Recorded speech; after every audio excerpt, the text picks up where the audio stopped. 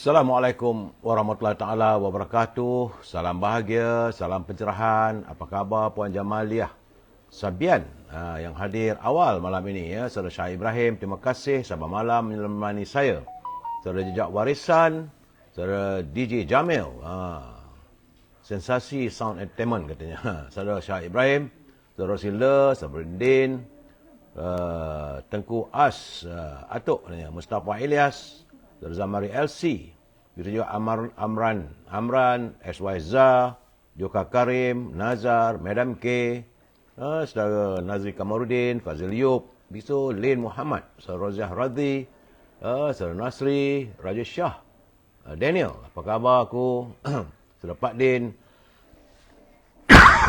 begitu juga saudara Zakaria, ya saudara Eng Chun Buk, how are you, saudara Jamaliah Sabian, Mutalib Meknun, saudara Izzah Safawi, saudara Mat Spana Jaya, salam pencerahan, saudara Asri Yusof, waalaikumsalam, Lim Buncing, terima kasih, good evening, Hashim Hassan, saudara Wan Syahrudin, saudara Zaliza Muhammad, Rayat Marhain, saudara Nasri, saudara Priti, Azrul Jalil, Ujang Min, Hashim Hassan, Muhammad Sarifuddin, Megat Komeng dan Mat Spana Jaya. Saudara, teman-teman yang tak sempat saya santuni, saya mohon maaf kerana teman-teman minta saya cepatkan sikit. Dia kata jangan mengomel banyak sangat. Ya, Puan Umi Kalsum, saudara Saddam Hussein, saudara Jamaluddin.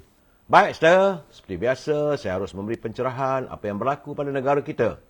Saat ini, hari ini adalah hari Selasa, saudara, tanggal 31 Januari. Hari yang ke-1049. 1049, COVID-19 melanda negara kita, saudara.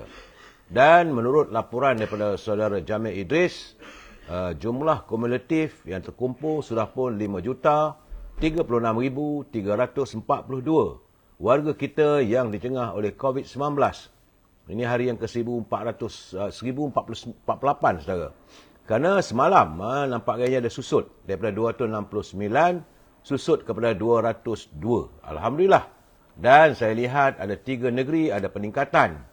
3 negeri saya, saudara. Susut 12 negeri, sementara Kelantan, alhamdulillah, kekal 1 jangkitan saja. Sementara Terengganu, Perlis dan Labuan.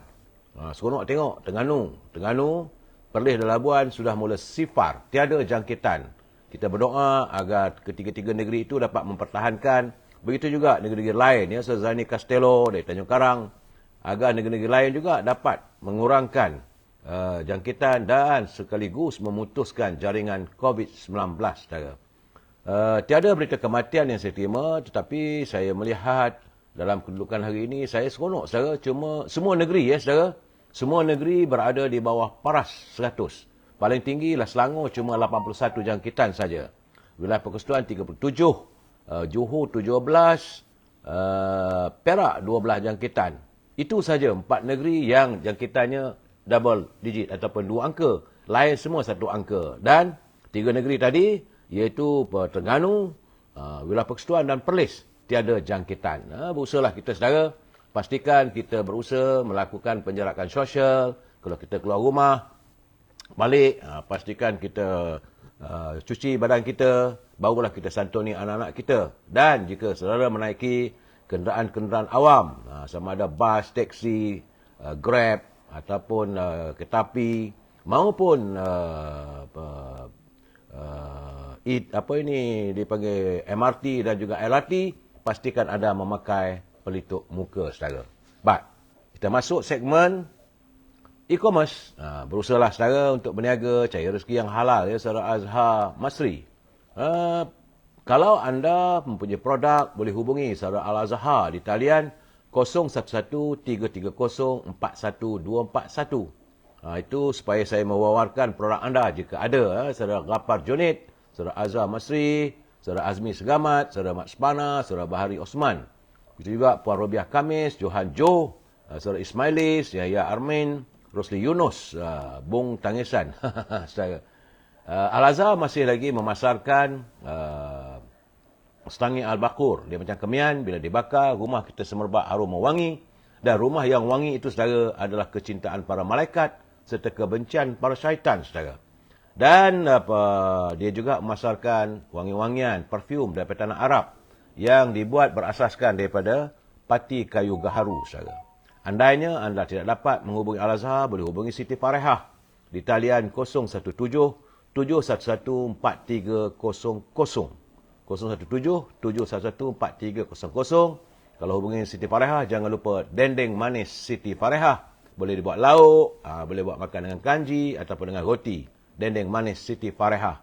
Teman-teman yang tinggal di Lembah Kelang, mahukan buah-buahan dihantar terus ke rumah anda, hubungi Syauqi di talian 012 357 5703. Buah-buahan tersebut adalah grade AAA dan harganya lebih murah daripada harga pasar, saudara. Terima kasih saudara Khairul Azman. Kalau masuk live ni katanya jaga adab dan jaga budi bahasa. Terima kasih saudara Khairul mengingatkan teman-teman semua, ya saudara. Dan yang terakhir sekali adalah makanan kegemaran saya, itu popiah sira Lady Maria. Memang sedap, saudara. Hubungi saudara Nizam 019 435 1203. Rasanya manis, rangup, pedas. Dan cukup mengasyikkan kalau kita makan. Ya, saudara. Usai tentang e-commerce, kita seperti biasa, saudara. Tentulah. Ini adalah kiriman kawan-kawan. Bukan saya punya kajian, saudara. Ini teman-teman yang menghantar kiriman pada saya dalam segmen Naluri Kehidupan. Saudara, kerana daripada Anas radhiyallahu anhu berkata, baginda Nabi Muhammad SAW bersabda, tidak beriman, itu tidak sempurna iman seorang itu dari kalian sehingga dia mencintai saudaranya sebagaimana dia mencintai dirinya sendiri. Itu hadis baginda Rasulullah, tidak beriman ataupun sempurna iman seseorang itu dari kalian sehingga dia mencintai saudaranya sebagaimana dia mencintai dirinya sendiri, saudara. Ini Sahih Bukhari yang ke-13. Hadis ini adalah hadis sahih. Artinya, saudara, pengajaran daripada hadis ini, Islam memerintahkan umatnya agar sentiasa memiliki sifat saling mencintai sesama Muslim.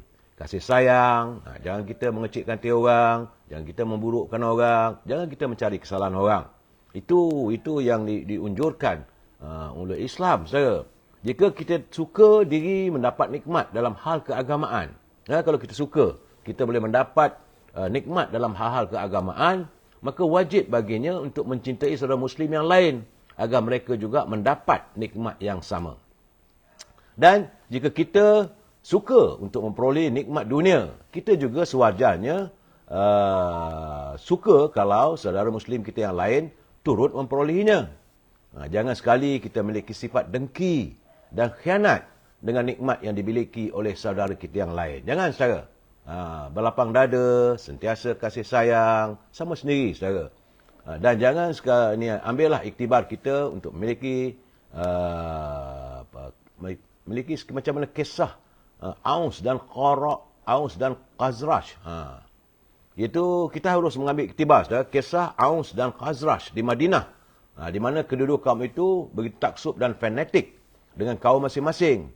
Namun akhirnya Allah telah mensatukan hati mereka dengan kasih sayang dan mereka saling cinta mencintai antara satu sama lain apabila menerima Islam.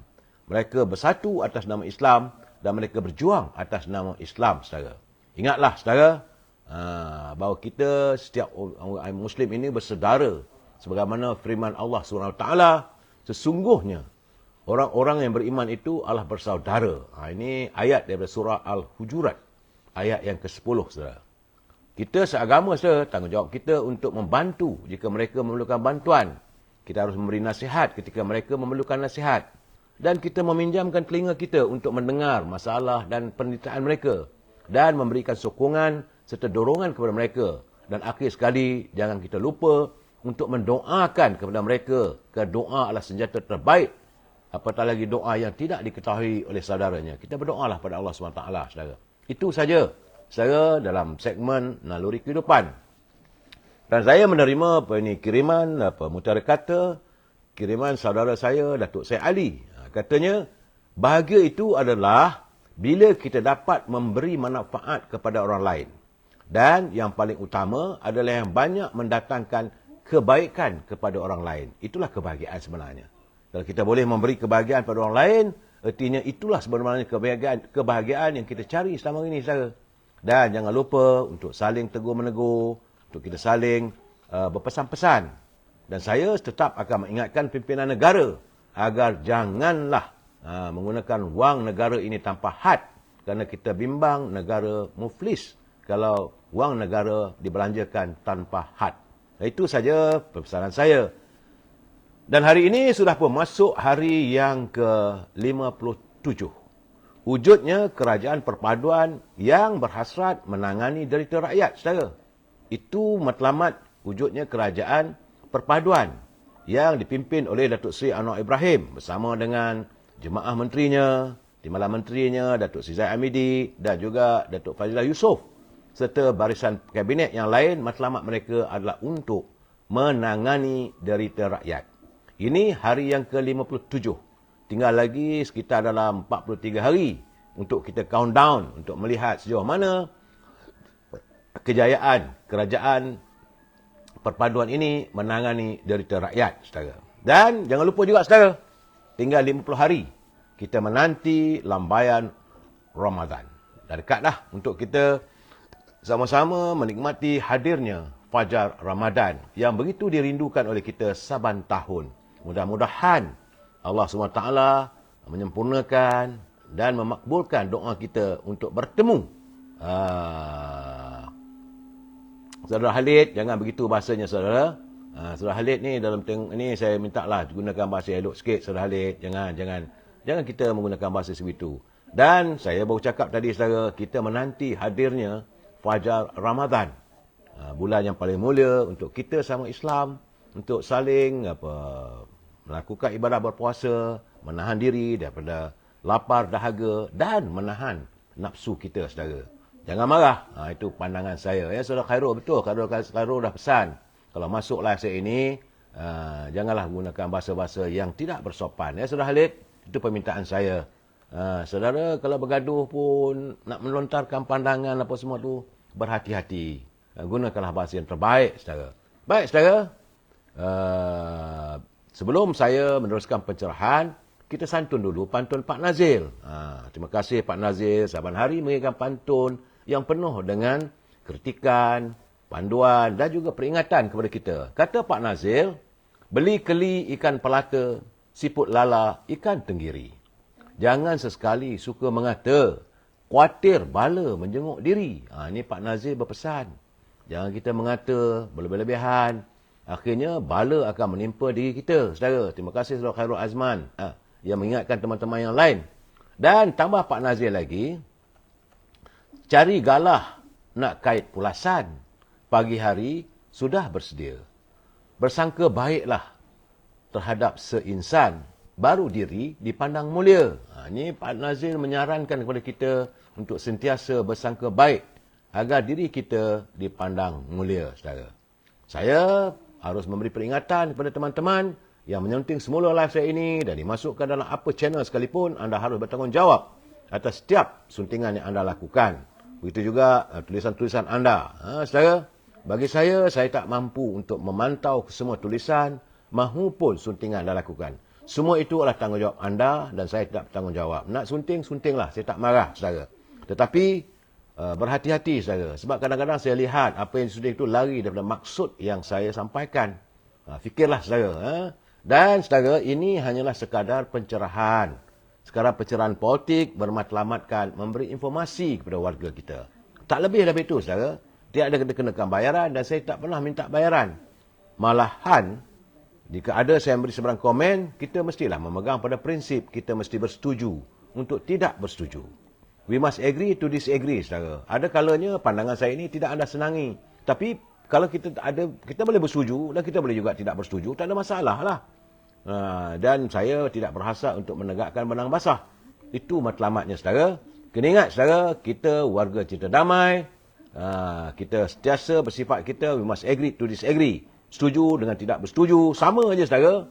Kita mesti bersetuju untuk tidak bersetuju. Dan kalau saudara menggunakan bahasa tu untuk menyantun ataupun sesama dengan kawan tu, gunakanlah bahasa-bahasa yang baik, saudara. Ingat, saudara, kita adalah warga cinta damai dan kita mewarisi budaya bangsa kita yang cukup mulia sifatnya, saudara. Ya? Hari ini saudara Yang Amat Berhormat Timbalan Perdana Menteri sekali lagi turun ke negeri Johor untuk menyantuni warga kita yang dicengah oleh ini bencana banjir. Dan saya belum mendapat perkabaran apa yang berlaku di Johor. Tiada pula laporan yang saya terima. Begitu juga tidak pula saya terima laporan daripada Jabatan Kaji Cuaca. Bagaimanapun kita berhati-hati sebab 2-3 hari lepas Jabatan Kaji Cuaca meramalkan hujan berterusan selama seminggu. Tapi saya tengok hari ini cuaca mendung. Dalam keadaan begitu, saya ingin mengingatkan anda sekali lagi bahawa sebagaimana yang ramalan para pakar saintis dunia mengatakan jarak antara bumi dengan matahari semakin jauh, 6 kali ganda. Artinya suasana kita akan sejuk. Bila sejuk tu malam-malam, saya menyarankan kalau boleh jangan jadikan sifat kita ataupun suka mandi waktu malam. Nak mandi waktu senja sebelum kita menunaikan solat. Bila mandi malam saudara kadang-kadang boleh mengganggu kesihatan kita. Tambah-tambah lagi mereka yang seusia dengan saya, warga emas saudara. Sudah menggunakan perkataan padam untuk orang yang meninggal dunia itu, bahasa warga Cidamai ke? Siapa yang padam? Saya pun tak tahu. Saudara. Baik saudara, jangan marahlah saudara. Kadang-kadang kita ada ketelanjuran. Kalau saya terlanjur, saya mohon maaf. Dalam hidup kita ni saudara, kita tidak sepi dan tidak sunyi dalam melakukan kesilapan. Kalau anda tersinggung, saya mohon maaf. Tak ada lebih daripada itu saudara. Saya adalah insan terlalu kedil di dunia di sisi Allah SWT. Dan kena ingat saudara, kita akan kembali ke sana juga. Janganlah kita sama kita berbalah, saling singgung menyinggung, saling tidak kita membenci satu sama lain. Cuma hari ini saudara, saya melihat tiba-tiba saja dapat berita bagaimana dalam media sosial banyak tersiar berita itu mantan Perdana Menteri Dr. Mahathir dan Tan Sri Muhyiddin telah pun diseret ke mahkamah berhubung. Ini bukan jawatan lain, berhubung dengan pembatalan projek keretapi berkelajuan tinggi HSR antara Malaysia dan Singapura. Itu saman tersebut dikemukakan oleh saudara Muhammad Hatta Sanuri. Beliau memfailkan writ saman menyaksikan 2 bekas Perdana Menteri dan juga dan 3 yang lain itu Menteri Ekonomi dulu, itu Dr. Mustafa Mohamed juga disaman.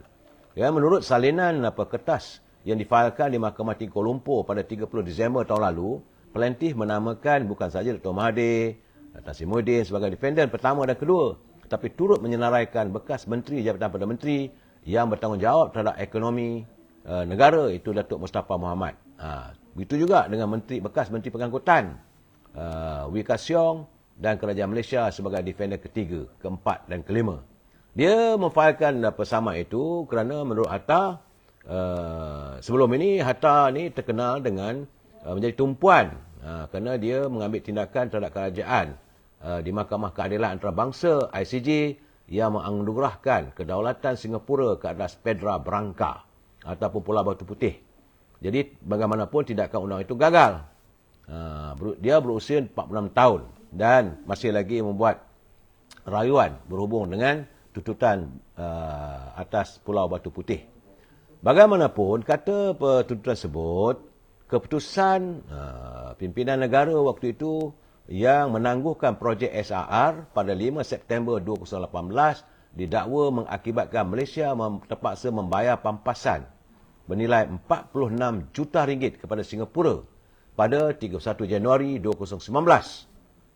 Kemudian dia kata pada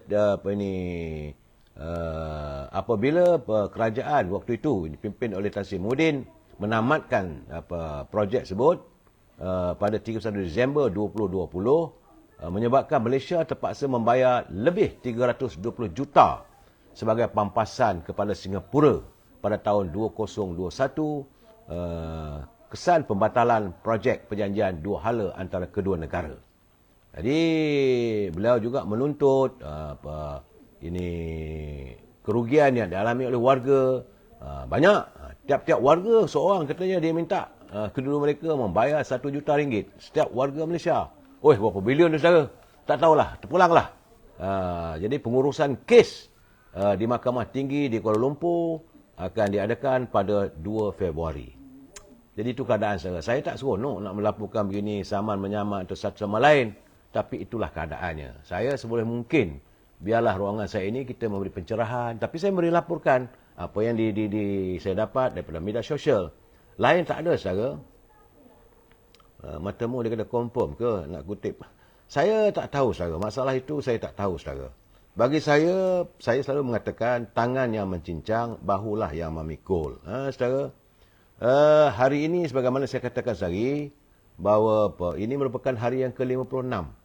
Wujudnya kerajaan perpaduan yang bermatlamat untuk menangani derita rakyat. Alhamdulillah, hari ini saya tengok dalam media sosial ada gambar Menteri Perdagangan Dalam Negeri dan Awal Pemuda, Datuk Seri Ayub bersama dengan tokeh tuan punya syarikat Maidin. Itu Amir Maidin, Datuk Amir Maidin melancarkan makanan, kedai makanan.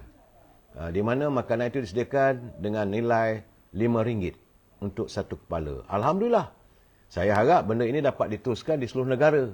Sebab memang tidak dapat dinafikan suasana harga barang masih meningkat dan kedai-kedai mengenakan makanan, kos bayaran makanan yang terlalu tinggi secara. Malahan untuk segelas air kosong pun sampai 50 sen kedai mamak. Ini perlu ditangani oleh pimpinan negara. Rakyat begitu terbeban. Tapi saya dengar tadi, sebagaimana dilaporkan oleh di kaca TV tadi, terdapat sebuah restoran, kedai makan di Terengganu. Dia menyediakan makanan yang amat berpatutan. Jadi sehubungan dengan itu, saudara, wajarlah pihak pimpinan negara mengkaji kaedah bagaimana dapat diwujudkan kedai makanan yang menjual makanan yang murah dan mampu dilanggani oleh rakyat. Sebab rakyat sekarang ni terkesan terlalu tinggi, saudara. Begitu juga saya terima tulisan sahabat saya, saudara Puan Zahrah Shah Alam. Saya suka baca artikelnya dan beliau bila melontarkan pandangan itu agak menyentuh perasaan saya kerana ia berhubung kait dengan rakyat. Semalam dia menghantar kiriman, dia bertanya apakah mampu anak-anak muda kita ini memiliki rumah. Ini persoalan yang paling besar. Sebab warga negara kita terus meningkat, golongan anak muda mengatasi 51% jumlah kependudukan negara. Jadi saudara Zahrah daripada Shah Alam, dia menyoal apakah mampu anak-anak muda memiliki rumah sebagai kediaman dan mereka akan mendirikan rumah tangga, katanya. Jadi pada pendapatnya perlu diusahakan apakah cara untuk membantu rakyat, terutama warga bangsa Melayu yang dalam kategori B40 ataupun M50 untuk memiliki rumah. Sebab kita warga bangsa Melayu ni memang dari sebuah keluarga tu dia ramai ahli keluarganya, saudara. Berbeza dengan keturunan sahabat-sahabat kita, keturunan Cina ataupun Tionghoa. Selalunya dalam satu keluarga mereka cuma ada 2 atau 3 orang anak. Orang Melayu ni kadang-kadang sampai 12 orang. Tinggi, saudara. Tapi bagaimana anak-anak ini? Mampukah mereka untuk memiliki rumah? Jadi sebab itu, Puan Zahrah menyarankan supaya pimpinan kerajaan dapat mewujudkan skim. Macam mana diwujudkan skim Felda. Di mana golongan muda ini diberi peluang untuk memiliki tanah dan rumah dengan wujudlah beberapa syarat tertentu. Selain itu, dapatlah membina pendapatan mereka dan menjana pekerjaan. Ini dalam segmen yang saya selalu katakan itu food security, jaminan kecukupan makanan. Bagi saya tentulah macam skim Felda itu kali ini kita buka untuk adakan pertanian, bukan hanya tertumpu kepada ladang kelapa sawit. Kita perlu adakan macam-macam lah. Gandumnya, ternakan ayam, ternakan kambing, ikan. Dan waktu yang sama juga diwujudkan rumah supaya anak-anak muda ini diundang untuk menyertai skim macam Felda lah, katanya. Jadi sebab itu kata Puan Zahrah tadi, dia kata pemimpin kita juga harus mempunyai inisiatif bagi memikirkan cara yang terbaik untuk projek ini. Jadi lebih baik jika peluang dibuka juga kepada kaum-kaum muda daripada kaum lain dengan rasio tertentu. Dengan nisbahnya sama ada 10 tu untuk 10 orang, 6 keturunan Melayu, 2 keturunan India dan 2 keturunan Cina, India, Cina. Jadi supaya berlaku integrasi nasional, saudara. Buat macam mana ini apa yang dijalankan di Felda. Benda ni boleh sebab negara kita masih lagi tanah-tanah kosong. Pembinaan rumah lot seperti perkampungan baru juga elok diwujudkan. Adakah penempatan untuk pemuda tanpa yang mereka tidak mempunyai tanah. Terutama bagi generasi muda sekarang ni yang mereka sudah pun berkeluarga. Bukan saja mereka boleh memiliki sebuah rumah, tapi ia perlu dengan syarat-syarat tertentu. Ini adalah untuk mengurangkan persoalan dan permasalahan gelandangan. Kali ini telah pun diadakan semasa zaman Datuk Seri Najib dulu katanya. Sewaktu Datuk Seri Najib jadi Perdana Menteri dahulu, di mana projek-projek rumah mampu milik seperti itu telah pun banyak dilakukan, dibangunkan di kawasan-kawasan luar bandar. Jadi sekarang kerajaan hari ini harus memikirkan kenapa rakyat kita di bandar masih ramai di bawah tahap B40. Ini kerana harga rumah serta penyewaan rumah yang mahal di kawasan bandaraya. Ini perlu dipikirkan.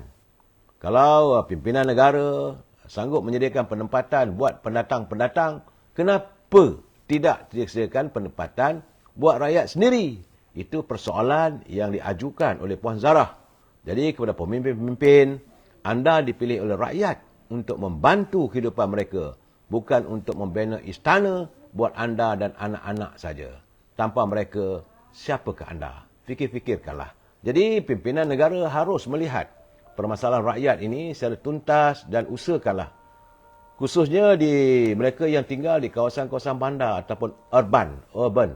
Jadi kawasan urban tu setara macam di Seremban, di Johor Bahru, di Pulau Pinang, di Kuantan, Kuala Lumpur, Petaling Jaya, di Shah Alam. Setara mana kawasan-kawasan yang penempatan bandar, memang masalah penempatan rumah ataupun harga rumah memang tinggi. Tidak mampu warga kita yang dalam golongan B40 memilikinya. Jadi harus dipikirkan bagaimana upaya ataupun caranya supaya mereka dapat berpeluang membeli rumah. Ini yang paling penting bagi saya lah, saudara. Saudara Muhammad Syahid, dia kata, saya dah berumur pun tak dapat beli rumah. Gaji kecil dan anak dah 5 orang. Ini kerunsingan Puan Zarah dan saya juga bersetuju dengan pandangan beliau. Harus dipikirkan. Usia muda, tapi dah bagaimana kalau mereka yang berusia lebih daripada 40-50 tahun yang masih tidak mempunyai rumah. Kita harus berusaha lah, saudara, supaya warga kita ada tempat tinggal. Kalau tidak, nanti kita akan menghadapi masalah rakyat negara kita yang banyak gelandangan. Dulu dah selesaikan gelandangan di Cokit, di Petaling Jaya, tapi ini tidak dapat menjamin gelandangan tidak akan wujud balik. Kerana mereka tak mampu untuk membayar sewa rumah yang tinggi. Nak beli rumah memang tidak mampu untuk dibayar. Tidak mampu. Harga rumah di sekitar kota raya, khusus macam Kuala Lumpur, Petaling Jaya, Shah Alam, ya Tuhan punya tingginya, melambung-lambung naiknya. Dan sebab itu, Kementerian Kerajaan Tempatan, Kementerian Perumahan harus juga mengkaji. Jangan hanya mengambil tenaga fikir daripada Singapura. Kena juga diadakan perbincangan di kalangan menteri-menteri yang lain, khususnya Menteri Ekonomi, Saudara Fizi. Banyak orang bertanya dengan saya, kenapa tiap-tiap malam saya menyentuh soal Kementerian Rafizi. Bukan saya tak suka dengan beliau, tapi kita lihat, waktu masa berkempen pilihan raya dulu, dia mengatakan dia punya formula yang khusus untuk menangani ekonomi warga. Tapi sekarang ni rakyat tertunggu-tunggu. Kita dah masuk hari yang ke-56 hari dah, saudara. Apa perancangan beliau? Bukan saya bersikap peribadi dengan beliau, tidak. Tapi kita menanti, rakyat menanti. Contoh saya kata pertama-tama sekali, masalah pekerjaan. Yang kedua, masalah rumah. Rumah tempat tinggal. Takkanlah kita nak. Rumah yang ada sekarang ni, flat-flat pun dah penuh. PPRT pun dah penuh. Malahan kadang-kadang kita agak kecewa juga. Ada juga kawasan-kawasan PPRT yang disewa kepada pendatang ataupun pekerja-pekerja daripada warga luar. Sepatutnya mereka yang memiliki rumah tersebut tak bolehlah sewa kepada orang lain. Ini juga perlu dikajikan, saudara. Sebab itu saya katakan, kita masih lagi menanti. Apakah dasar ekonomi negara yang bakal diutarakan oleh Datuk Seri Anwar Ibrahim bersama pimpinan menterinya? Kita nak tahu dasar yang bagaimana. Saya mengutamakan soal perumahan, kemudian bidang pekerjaan, warga kita. Saya bersimpatilah sebab anak-anak muda yang tak ada kerja, yang terpaksa bawa Grab, takkan itu selama-lamanya. Apakah pemandu Grab itu sebagai carrier? Kadang-kadang saya kata dulu, saya naik kereta, ambil Grab, kadang-kadang bila berbual dengan pemandu tersebut, tanya, "Dik, Dulu kerja apa? Ada yang jadi pilot, ada yang kerja di insinyur, ada yang kerja dekat bank. Kebanyakan sekarang ni kerja dekat bank yang terpaksa lay off ataupun berhenti kerja. Jadi sekarang ni kita nak tahu ke arah mana ekonomi negara mau dipacu oleh yang bawa Perdana Menteri. Saudara Mak Zubir Abduludin, kumpulan wang semalam pekerja pun nampak gayanya KWSP pun kena jadi developer lah. Sewajarnya begitu. Saya dulu, saudara, kita ada PKNS yang diusahakan, diwujudkan era kepimpinan Allahyarham Datuk Harun Idris. Itu untuk di Selangor, saudara.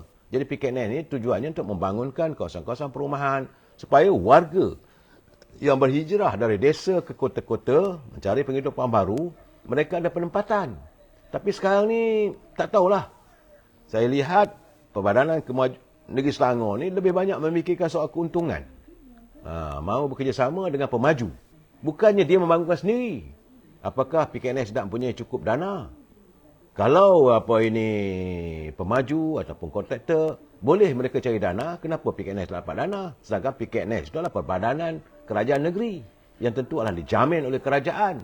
Dan saya bersetuju dengan pandangan saudara tadi, kalau boleh, biar kumpulan wang semalam pekerja juga turut menjadi pemaju perumahan. Sebab dananya banyak, wangnya banyak. Kenapa tidak dilaburkan dalam sektor perumahan? Dan tentu ada pulangan. Jadi kalau KWSP yang minta tanah daripada kerajaan, saya rasa tentulah dia punya cukai tanah pun tak tinggi. Jadi sepatutnya dipikirkan bagaimana masalah perumahan ini dapat dilakukan setuntas mungkin. Yang boleh bekerjasama, saya yakin kumpulan wang semalam pekerja, Perbadanan Kemajuan Ekonomi Negeri-Negeri. Sama ada PKNS Negeri Selangor, Perbadanan Kemajuan Ekonomi Negeri Johor, Perbadanan Kemajuan Negeri Sembilan, Perbadanan Kemajuan Negeri Pahang, PKNP, Perbadanan Kemajuan Negeri Pulau Pinang khususnya, Perbadanan Kemajuan Negeri Kedah. Beri tumpuan kepada memajukan sektor perumahan ini. Itu pandangan saya lah, saudara. Mungkin saya silap, tetapi bagi saya rasanya tak ada begitu. Zainal Abidin. Jadi dah keadaan sekarang ni, saya setuju dengan pandangan Zainal Abidin. Keadaan sekarang ni, bila bercakap, tak bolehlah berdendu dentam. Akhirnya, kita nak tengok result. Nak tengok hasilnya, saudara. Jadi dalam keadaan begini, kembalilah. Saya lebih bersetuju dengan apa yang diwujudkan, yang dianjurkan oleh pimpinan kerajaan era Datuk Seri Najib, iaitu dasar ekonomi kita adalah dasar yang semi sosialisme dan sharing the prosperity. Cantumkan dua itu. Sharing the prosperity itu adalah berkongsi kemakmuran negara dalam konsep rakyat dapat merasai semua. Bukan yang wujudkan kronisme ataupun nepotisme, orang-orang tertentu, orang keliling saja, saudara.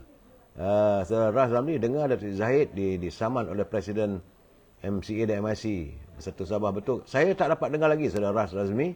Yang ni saya tak dengar lagi. Saman pun saman lah. Bagi saya selalu saya katakan, isu tentang antara kita dengan MCA, MIC ni, saudara, kadang-kadang saya, orang kata dah, rasa-rasa nak meluat lah, saudara.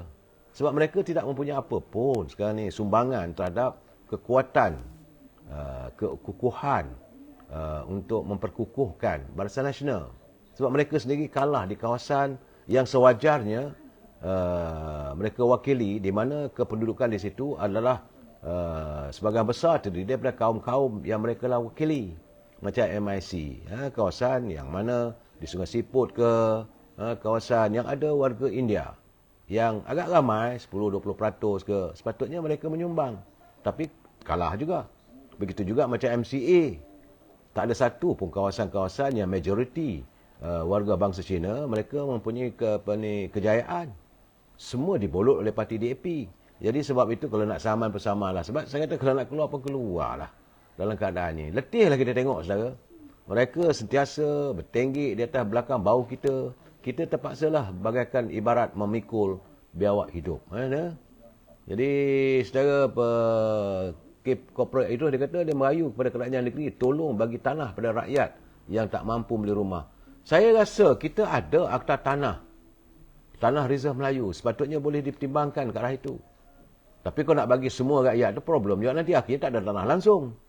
Tapi tak silap saya, di bawah akta tanah atau akta tanah ini, selalunya tanah yang diberi adalah dia ada dia punya leasehold ataupun tempoh-tempoh tertentu. Sama ada 99 tahun, ada yang 90 tahun. Saudara, kalau dah habis tamat tempoh tu, kerajaan suruh ambil alih, ambil balik. Tak payah lagi nak disambung dan sebagainya. Memanglah kadang-kadang dilihat seolah ni kita zalim. Saudara Tija dia kata biarlah MIC dan MCA ni dia nak keluar pun keluarlah. Bagi saya tak larat lah tengok perangai diorang ni. Ada tidak menambah. Kalau keluar pun tidak mengurangkan.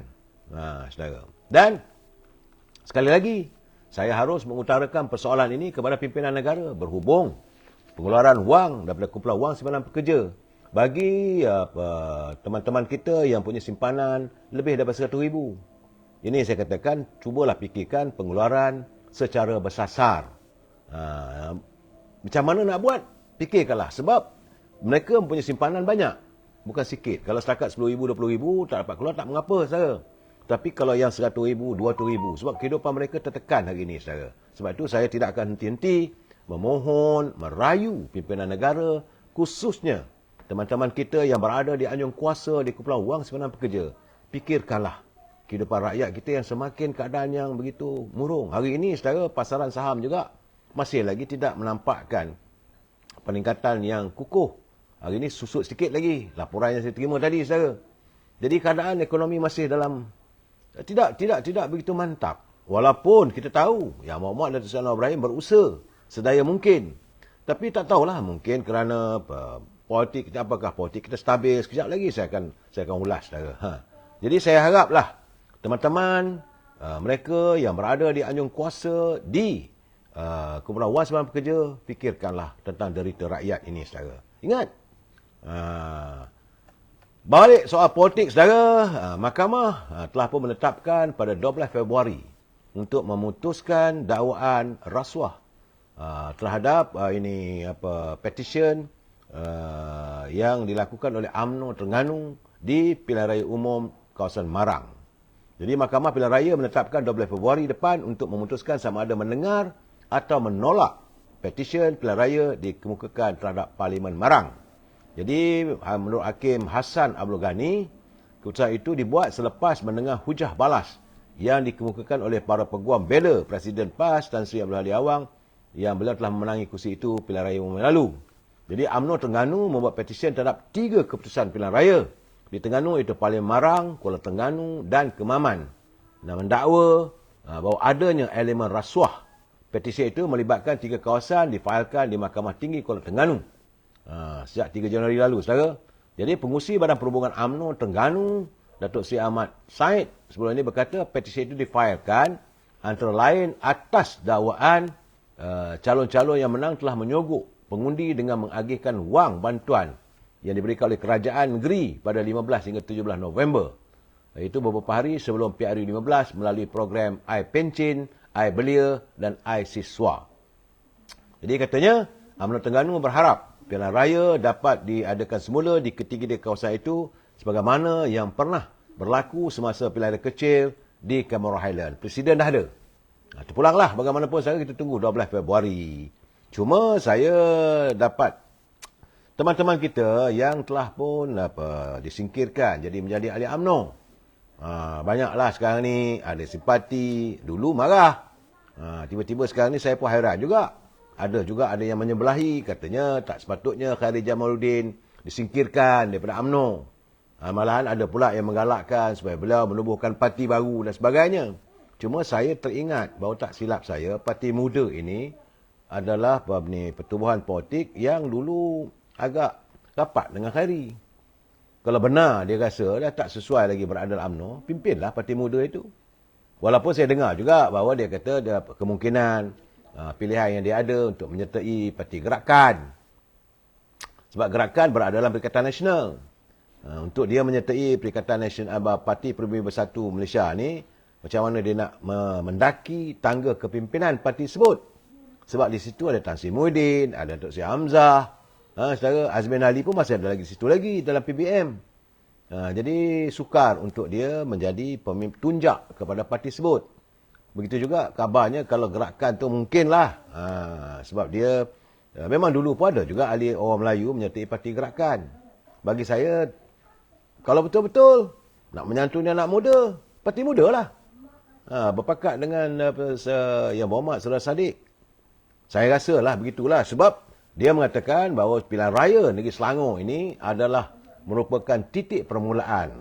He want to make a comeback atau permulaan untuk dia kembali dalam warna-warni politik negara. Terpulang, tak ada masalah. Cuma saya merasakan untuk UMNO ni tak sesuai sangatlah.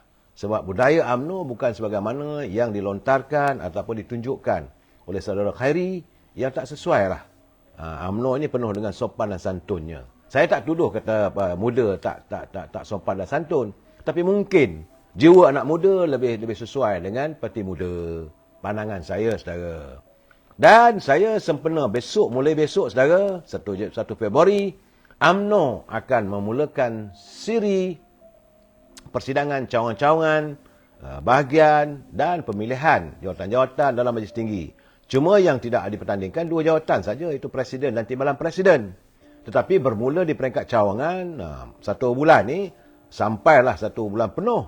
Saya menerima kiriman saudara Rosli Sapi'i, ataupun dikenali sebagai Jasli Damak. Beliau merupakan ahli pemuda, pimpinan pemuda dalam UMNO di Felda Rentam dalam bahagian Bera. Dia kata permasalahan yang membelenggu, ini kerunsingan beliau sebagai ahli akar umbi. Ini pandangan anak muda peringkat ahli akar umbi, saudara. Sebab itu saya menyantuni tulisan beliau. Dia kata permasalahan yang membelenggu UMNO hari ini amat membingungkan ahli-ahli akar umbi. Terutama bagi ahli di bahagian-bahagian yang ketuanya menghadapi penghukuman oleh parti. Yang mana yang ketuanya digantung, disingkir, ataupun dah diberi peringatan dan sebagainya yang dilihat bermasalah dengan pimpinan Majlis Tinggi. Jadi pelbagai persepsi dan spekulasi yang timbul kini ditularkan dan semata-mata tidak bukan hanyalah untuk menghakis kepercayaan di kalangan warga perangkat akar umbi. Saya juga malam tadi didatangi oleh teman-teman beberapa orang. Mereka merupakan anak muda. Mereka suka berbual dengan saya malam-malam, tak ada buat apa. Lepas saya pencerahan, mereka datang bertandang ke rumah saya. Berbual tentang hala tuju, UMNO itu sendiri. Dan mereka menggambarkan bahawa mereka juga dalam keadaan yang macam mana sekarang ni. Kerana dia kata pergolakan di atas itu tentulah akan mempengaruhi peringkat bawah. Saya kata tak ada apa-apa pun. Tapi perlulah diperjelaskan. Dan sekarang ni saya nak jelaskan pada ahli-ahli UMNO di peringkat akar umbi, inilah masa anda. Yang selama hari ni anda kata nak menghukum mereka yang menjadi warlord, mereka yang punya wang. Inilah masa anda menunjukkan sikap anda. Jadi kalau melihat selama ini pemimpin yang banyak menggunakan wang, membeli undi dan sebagainya, duit boleh ambil lah, tapi undi jangan bagi. Sebab ini masanya kita melakukan pembersihan dalam UMNO. Jadi pembersihan itu hanya boleh dilakukan melalui peringkat cawangan dulu. Sepanjang bulan Februari ini, cawangan-cawangan akan bersidang, memilih ketua-ketua cawangan dan menamakan calon-calon pemimpin di peringkat bahagian serta Majlis Tinggi. Inilah masanya untuk anda menilai mana satu pemimpin yang okey, mana satu pemimpin yang tak baik dan sebagainya. Ini keadaan saya. Jadi saya menyantuni tulisan daripada saudara ini Rosli bin Sapi'i daripada pemuda UMNO Felda Rentam bahagian Bera. Bera ini bahagian mantan Perdana Menteri. Beliau menzahirkan kebimbangan, kerunsingan ke mana pula ahli tuju UMNO dalam keadaan yang dilihat agak berantakan dan ia mempengaruhi peringkat akar umbi. Saudara, terima kasih atas kiriman tersebut. Cuma agak saya menerima juga kiriman dan juga berita bahawa anak mantan Perdana Menteri Datuk Seri Najib, iaitu saudara Nazifuddin, telah pun mengumumkan beliau berhasrat untuk bertanding jawatan Naib Ketua Pemuda UMNO Malaysia. Jadi kata ini macam laluan yang pernah dilalui oleh Datuk Seri Najib zaman saya dalam pemuda dulu. Datuk Seri Najib dulu adalah Naib Ketua Pemuda UMNO Malaysia. Selepas dia balik daripada London, kemudian dia diizinkan bertanding kursi Parlimen, Pekan, kemudian dia balik ke Pekan, kemudian jadi Menteri Besar Pahang. Waktu itu beliau menjawat jawatan Naib Ketua Pemuda. Ketua Pemuda waktu itu adalah Datuk Haji Syamil Kamarudin. Jadi bila berlaku silih berganti pemilihan Ketua Pemuda ini, lepas Datuk Syamil pada Datuk Anwar Ibrahim. beliau masih kekal sebagai naib ketua pemuda. Jadi saya tengok ada kewajarannya Nazifuddin ni menawarkan diri untuk bertanding jawatan sebagai naib, bukan nak jadi ketua pemuda dulu. Belajar peringkat awal. Saya rasa itu satu tindakan yang baik. Saudara Nazifuddin adalah merupakan ahli UMNO bahagian Langkawi. Langkawi itu di mana mantan Perdana Menteri hilang wang pertaruhan Dr. Mahathir. Rupanya saudara Nazifuddin adalah ahli UMNO Langkawi dan beliau menawarkan diri untuk bertanding jawatan naib ketua Pergerakan Pemuda UMNO Malaysia dalam pemilihan yang akan datang. Ya, terpulanglah pada anda. Mulai besok, mesyuarat cawangan-cawangan pemuda, bolehlah namakan beliau. Kalau anda setuju dan sokong. Saya tengok tadi nampak gambarnya dalam media sosial macam Tun Razak muda-muda. Macam Datuk Najib muda-muda. Mungkin, tapi saya tak boleh nak pedor sangat nak katakan. Nanti orang kata ini lepas bapa anak pula. Ini tak boleh juga. Kita bukanlah jawatan dalam parti UMNO ini bukan jawatan yang diwarisi. Semua orang berterusan. Tadi juga saya dengar bicara yang amat berhormat Datuk Seri Zahid Hamidi dengan bernama Radio. Sebab bila ada wartawan tu bertanya apakah Datuk Seri mahu anak Datuk Seri atau keluarga Seri menyertai parti politik, dia kata kalau boleh dia tidak menggalakkan. Kerana perempuan ataupun politik ni dia kata kalau tak mampu, tak cukup-cukup kuat keimanan, sukar untuk menahan getir dan getaran serta serangannya. Jadi saya haraplah saudara Nazifuddin nampaknya mungkin beliau telah pun bersedia mempersiapkan dirinya sebagai seorang ahli dalam persatuan sukan. Dia rupanya sebagai ahli persatuan sukan. Saya merasakan ia satu kelebihan bagi saya untuk mendampingi golongan muda. Seterusnya mendorong mereka untuk bersama-sama dengan UMNO. Itu keadaannya. Saya mengucapkan selamat bertanding saudara Nazifuddin. Mudah-mudahan apa yang harapkan berjaya. Sebab beliau bukan nak minta jawatan ketua pemuda pun. Hanya sekadar sebagai naib ketua pemuda UMNO Malaysia. Cuma yang saya nampak sekarang ni banyak orang berlari mengejar jawatan ketua pemuda. Saya tak dengar lagi jawatan naib ketua pemuda. Ada siapa mengumumkan. Datuk Akmal daripada Melaka telah pun menawarkan diri untuk bertanding ketua pemuda. Begitu juga saudara Azman adalah 3-4 orang. Cuma saya kata kalau nak pemuda bersuara lantang, saya masih lagi menyebelahi Datuk Lokman Adam. Cuma Datuk Lokman Adam ni apakah beliau boleh tak boleh memegang jawatan dalam parti? Kerana dia telah dipecat, kemudian diterima semula tempoh 3 tahun. Jadi kalau saya kata hanya Majlis Tinggi UMNO sajalah yang boleh mengusaikan persoalan Datuk Lokman Adam ni. Tapi naib ketua pemuda nampaknya sebenarnya okey. Secara UMNO ni sebenarnya ibaratkan kapal besar. Kena terima hakikat, kita mempunyai ahli yang ramai. Tetapi banyak penebuk-penebuk dalam tu. Mereka menebuk kapal itu untuk dikaramkan. Itu masalahnya. Dan telah pun diadakan pembersihan dilakukan. Sebab banyak juga anak-anak kapal yang gatal tangan. Nak tunjuk hebat. Akhirnya kapal ditebuk. Dan ada juga menjadi parasit dalam parti. Akhirnya UMNO itu terus mengambil lah baterainya. Kena ingat saudara. Jadi baki-baki yang sedia ada ni, saya nampak masih ada lagi. Bukan tak ada. Cuma saya ingin menyantuni, saya melihat daripada laman sahabat saya, laman media sosial sahabat saya, Datuk Abdul Rahman, Datuk Seri Rahman Bakar daripada Terengganu. Sebab dia kata, semua ahli UMNO yang lah kena pecat apa semua tu, berani buat, kena berani tanggung lah. Jangan nak salahkan orang. Dia kata mereka ni, selama ini mereka yang melondehkan, memburukkan nama UMNO. Jadi sekarang ni, apa yang berlaku, pikulah sendiri. Cuma dia kata, kegusarannya, kena ingat, ahli UMNO cuma ada 3.7 juta. Bukan ramai mana pun. Kalau semua 100% ahli UMNO mengundi pun, belum pasti UMNO boleh menjadi kerajaan. Sebab pengundi sudah ada 22 juta. Ini perlu dihayati. Bukan pula kita nak jemput semua 22 juta orang tu menjadi UMNO. Tak boleh juga. Itu pandangan saudara Rahman. Jadi sebab itu, UMNO harus menunjukkan sikap dan tauladan yang baik. Sebab sekarang ni, terbukti saudara. Kalau 100% ahli UMNO mengundi pun, kita tak akan dapat kemenangan besar. Jadi kerisauan inilah ada asasnya. Sebabnya UMNO kena lakukan sesuatu. Sekarang ni isu yang paling besar yang dialami oleh UMNO ialah pembersihan parti.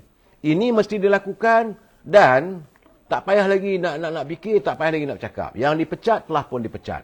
Yang digantung telah digantung.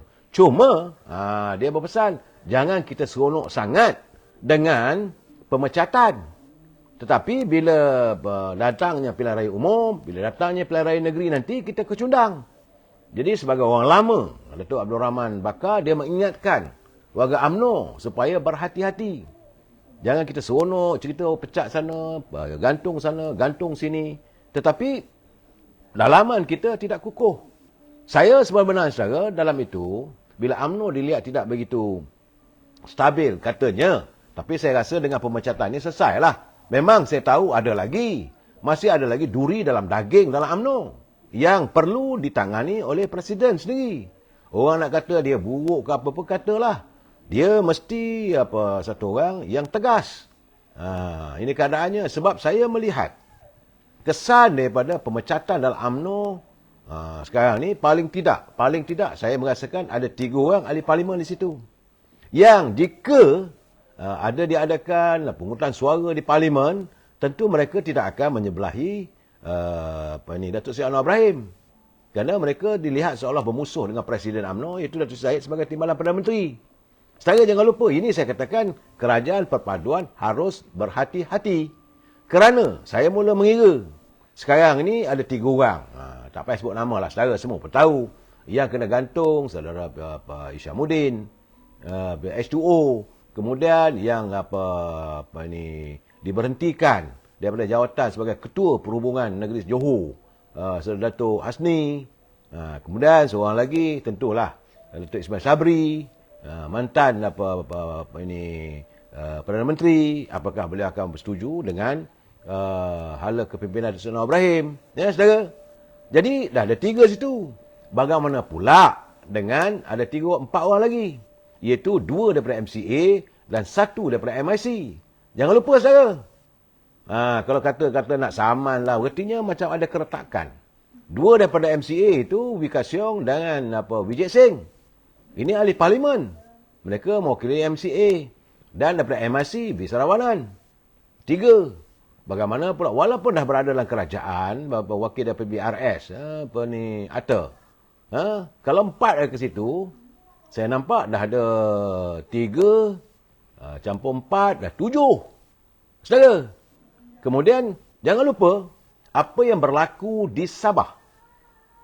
Krisis yang berlaku di Sabah berhubung tentang usaha mau menukarkan kepimpinan kerajaan negeri Sabah, Datuk IJG. Di mana saat ini parti warisan adalah parti kalau nak diambil kira dari segi dominasi ahli-ahli luar negerinya, tentulah warisan mengatasi parti-parti yang lain. Tapi bila berlaku krisis, nampak gayanya pimpinan Kuala Lumpur dan dilihat seolah-olah masih mau mengekalkan Datuk IJG. Keadaan ini tentulah tidak menyenangkan pimpinan parti warisan, Datuk Syafiq Abdal. Kerana parti beliau adalah merupakan parti yang agak dominan dalam kerajaan di Sabah, walaupun tidaklah mempunyai 100% untuk boleh membentuk kerajaan. Tetapi dari sisi pembentukan, dia ada 19 kursi. Dan UMNO ada 14. Sedangkan parti yang diwakili oleh Datuk IJG hanya cuba 13. Jadi keadaan ini tentulah bila berlaku kecil hati sebagainya, jangan lupa warisan ada 3 ahli parlimen. Apa kata kalau 3 tu menyeberang pula? Politik ini saudara tidak menentu. Kalau itu berlaku dah 10 orang. 10. Waktu pembentangan, usul undi kepercayaan, usul melantik speaker tu hari, bulan lalu, saudara, pimpinan kerajaan perpaduan ini dapat lebih kurang 148. Waktu itu, walaupun tidak ada undi keabsahan terhadap Datuk Seri Anwar Ibrahim, tetapi kalau diambil kira daripada pelantikan speaker, di mana speaker datang daripada Parti Keadilan yang mewakili kerajaan perpaduan, dia dapat 148. Okeylah, kita anggaplah ia sebagai 148 sokongan. Kalau 148, tolak 10. Artinya cuma tinggal 138. Bagaimana yang itu hari awal-awal sebelum penubuhan dahulu, terdapat juga ahli UMNO yang menandatangani sokongan ataupun menandatangani akuan bersumpah menyebelahi pada Datuk Tan Sri Muhyiddin. Ingat, jangan lupa saudara, waktu penubuhan awal tu, saya tak akan lupa dari sejarah ini sebab di sinilah kita akan melihat. Dalam keadaan begitu, paling-paling tidak pun ada 4-5 orang di situ. Seorang dah jadi timbalan menteri, tapi ini tidak menjaminkan keadaannya. Okey, katalah kalau ada 5 orang. Dah 15. 148 tolak 15 tinggal 133. Ini bercakap terus terang. Saya mula mengira. Petang-petang tadi saya duduk menung. Bahaya juga. Sebab, jangan lupa saudara, jatuhnya Tun Dr. Mahathir sebagai Perdana Menteri yang waktu itu pula memimpin Pakatan Harapan adalah melalui scheme of thing. Apakah ada lagi langkah scheme of thing kedua? Seperti mana langkah Sheraton? Kekhawatiran saya ini, kalau ini berlaku, tentulah ia akan mengundang suasana ketidakstabilan politik. Ini yang saya tak suka dengar. Yang saya berdoa agar tidak berlaku. Sebab kerajaan pimpinan hari ini begitu berusaha keras untuk menangani derita rakyat, untuk memperbaiki ekonomi negara. Tapi memerlukan kestabilan politik. Kalau itu natijah yang berlaku, dengan keadaan 135, ada scheme of thing, dalam keadaan terumbang ambing, tentulah pelabur juga cabut lagi-lagi. Tak selesai lagi ke Malaysia ni. Sebab itu kita mengharapkan agar kerajaan perpaduan ini mesti kerajaan yang stabil. Untuk menstabilkan keadaan, Datuk Seri Anwar Ibrahim dan menteri-menteri kabinetnya kena tegaslah. Sebab kita dah dengar Datuk Seri Anwar Ibrahim mengatakan bahawa terdapatnya pelanggaran-pelanggaran tata urus, tata kelola pentadbiran negara era 3 Perdana Menteri daripada Tun Dr. Mahathir, kemudian Tan Sri Muhyiddin, begitu juga dengan Datuk Ismail Sabri. Isu tentang 600 bilion, 92 bilion yang bercakap kononnya siasatan. Mana siasatan begitu? Sewajarnya dalam keadaan sekarang ni perlu dijadikan sebagai itu antara agenda penting juga. Agar rakyat dapat tahu siapa sebenarnya yang melakukan kebejatan. Kalau ada, katalah ada. Kalau tak ada, mengakulah. Saya silap. Habis cerita. Kalau tidak, selagi itu, pemikiran rakyat terbendung. Kata nak tangkap lah, nak siasat lah. Tak ada lagi. Saya bukan mendoakan supaya ada berlaku penangkapan besar-besaran. Tidak. Tetapi kalau mereka yang melakukan kebejatan, perlu siasatan, siasatlah. Rakyat tengah tunggu ni. Jadi akhirnya, kalau tidak terlaksana, rakyat akan merasa ni apa benda. Jadi, apa yang berlaku pada kerajaan pimpinan Dr. Mahathir dulu? Saudara, apa yang berlaku ini? Saudara apa ni? Saudara Frederick, mana ada bukti? Ini masalah dia. Ini masalahnya. Negara akan hancur jika ada kali kedua scheme of thing. Saya bersetuju dengan pandangan anda. Ini saya khawatir. Saya amat khawatir dan bimbang kalau ini berlaku.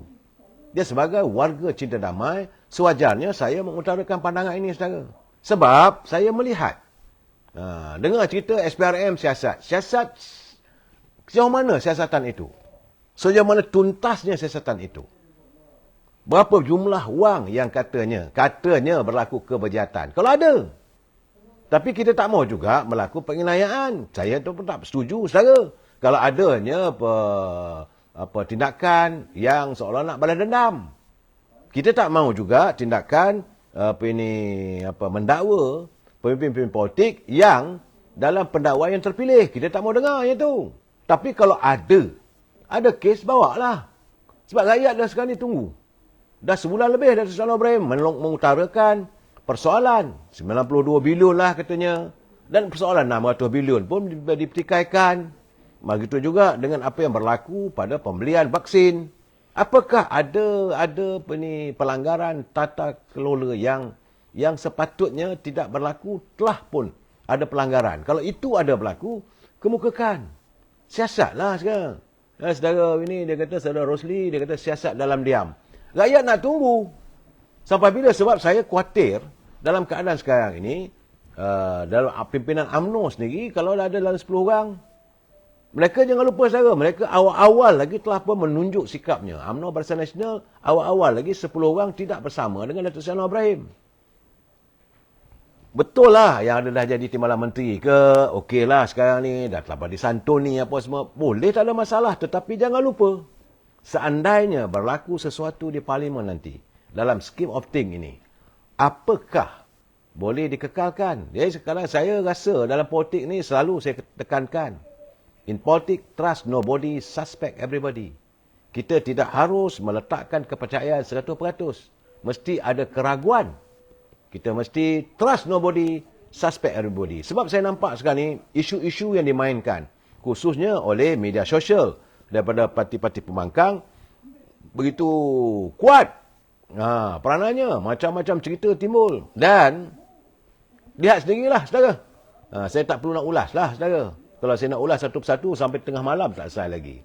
Isu pelantikan Kak Wan pun jadi isu, sedangkan tak ada pun. Sebagaimana yang dijawab oleh pegawai asosiasi politik Datuk Seri Anwar Ibrahim. Bila mereka menuduh bahawa seolah-olah Datuk Seri Anwar Ibrahim melantik Datuk Seri Dr. Wan Azizah untuk berada di pejabat Jabatan Perdana Menteri. Benda tak ada.